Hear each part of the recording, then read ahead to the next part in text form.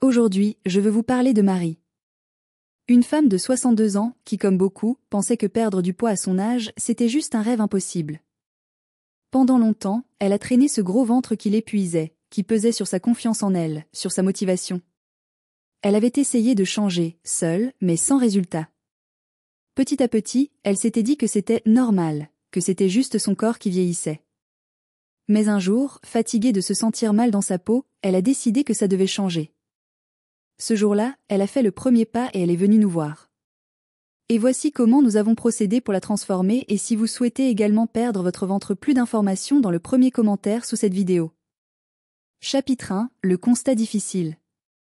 Quand Marie est arrivée, elle portait bien plus qu'un simple ventre rond. Elle traînait avec elle une fatigue profonde, ce poids invisible qui écrase le moral jour après jour. Imagine-toi te lever chaque matin, déjà épuisé, sans énergie, avec ce regard dans le miroir que tu évites, parce que ce corps, tu ne le reconnais plus. Ce ventre qui dépasse, qui t'empêche de t'habiller comme tu veux, de sortir, de profiter. Elle me disait souvent, entre deux soupirs, à mon âge, c'est trop tard. Je suis foutue, c'est comme ça, je dois apprendre à vivre avec. Peut-être que toi aussi, tu te dis ça parfois. Que ce ventre est devenu une prison, une honte silencieuse, un rappel cruel que le temps passe, et que le changement est hors de portée. Mais ce jour-là, ce constat lourd et sombre, c'était aussi le point de départ d'un combat. Le moment où Marie a décidé que ça ne finirait pas comme ça. Parce que reconnaître la douleur, c'est déjà commencer à la dépasser. Chapitre 2, le déclic. Ce matin-là, Marie s'est réveillée comme à son habitude, le corps lourd, le moral à zéro, et ce poids au niveau du ventre qui lui tirait les vêtements. Mais quelque chose était différent. Alors qu'elle se tenait devant son miroir, ce reflet qu'elle évitait depuis des mois, elle a vraiment vu cette femme fatiguée, brisée par des années de lutte silencieuse, de tentatives ratées, de promesses non tenues. Ce n'était plus simplement un corps qu'elle n'aimait pas, c'était une prison qu'elle s'imposait elle-même. Une cage forgée par la peur, la résignation et la fatigue. Et là, sans prévenir, une pensée a explosé dans sa tête, ça suffit. Je refuse de laisser ce ventre, cette douleur, cette fatigue me voler ma vie. Ce déclic, ce moment d'éveil brutal, c'était la première étincelle d'espoir après des années d'obscurité. Elle s'est promis, là, devant son reflet, qu'elle allait tout changer, non pas pour les autres, mais pour elle-même. Ce jour-là, Marie a décidé de redevenir la femme qu'elle avait toujours été, celle pleine de rêves, d'envie et de force. Ce n'était pas le début d'un miracle, mais celui d'un combat sincère, difficile, mais profondément humain. Chapitre 3, l'accompagnement. Accompagner Marie, ce n'était pas simplement lui donner un programme à suivre. C'était bien plus que ça, c'était marcher à ses côtés dans un voyage parfois chaotique, fait de doutes, de rechutes, mais aussi de petites victoires qui, peu à peu, ont rallumé la lumière. Au début, elle avait peur. Peur de ne pas être à la hauteur, peur que son corps ne réponde pas, peur de replonger dans ses anciennes habitudes. Chaque matin, c'était une bataille intérieure, entre l'envie de tout abandonner et ce petit feu au fond d'elle qui refusait de s'éteindre. Il y a eu des jours sombres où la tentation de tout lâcher était la plus forte. Des jours où les anciens réflexes, ces habitudes réconfortantes mais destructrices, semblaient gagner. Elle a failli céder, plus d'une fois.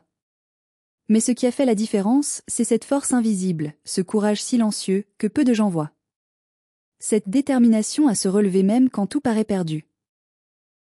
Chaque pas, chaque effort, même minime, était une victoire sur elle-même. Un pas de plus vers la femme qu'elle voulait redevenir. Elle n'était plus seule.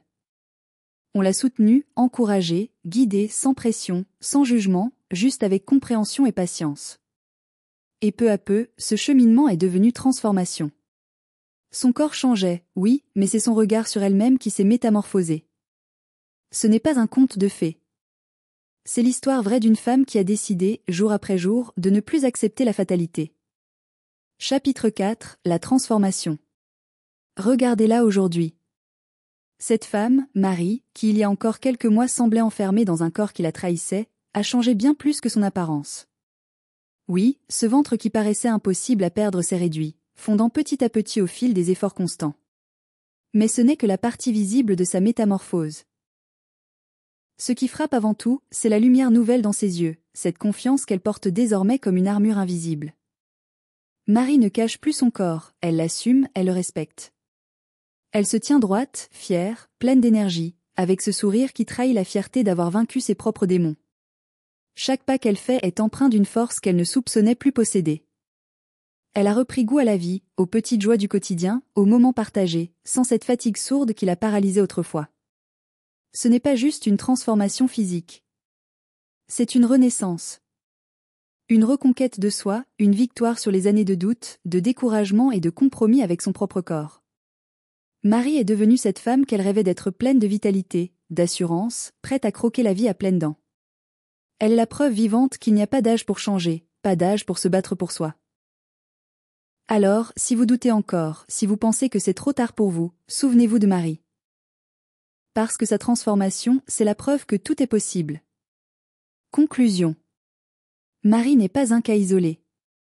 Son histoire, aussi forte et inspirante soit-elle, représente celle de nombreuses femmes et hommes qui, malgré les années qui passent, refusent de baisser les bras. Elle prouve que, même après 60 ans, il est possible de reprendre le contrôle de son corps, de sa santé et de sa vie. Ce n'est pas une question de chance ou de miracle, mais de décision, de courage et d'engagement au quotidien. Ce qui a changé chez Marie, c'est cette volonté de ne plus accepter la fatalité, de se battre contre les doutes, la fatigue et les mauvaises habitudes. Elle a osé faire ce pas, chercher de l'aide, se faire accompagner, et surtout, elle a persévéré quand ça devenait dur. Vous aussi, vous pouvez le faire. Vous aussi, vous méritez de vous sentir bien dans votre corps et dans votre tête, de retrouver de l'énergie et de la confiance. Alors, ne laissez pas l'âge être une excuse. Ne laissez pas ce ventre, cette fatigue ou ce découragement définir votre vie. L'histoire de Marie est la preuve que chaque jour peut être un nouveau départ. Qu'il suffit parfois d'un déclic, d'un choix, pour changer le cours des choses. Le vôtre pourrait commencer aujourd'hui.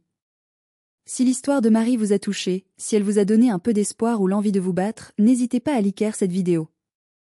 Partagez-la aussi avec ceux que vous aimez, ceux qui, comme Marie, pensent que changer n'est plus possible. Parce que parfois, un simple témoignage peut être le déclic dont quelqu'un a besoin. Abonnez-vous si vous voulez découvrir d'autres histoires inspirantes et des conseils pour reprendre le contrôle de votre santé, quel que soit votre âge. Et surtout, rappelez-vous, chaque petit pas compte et vous n'êtes pas seul dans ce combat. Alors, à très vite pour la suite de cette aventure, ensemble.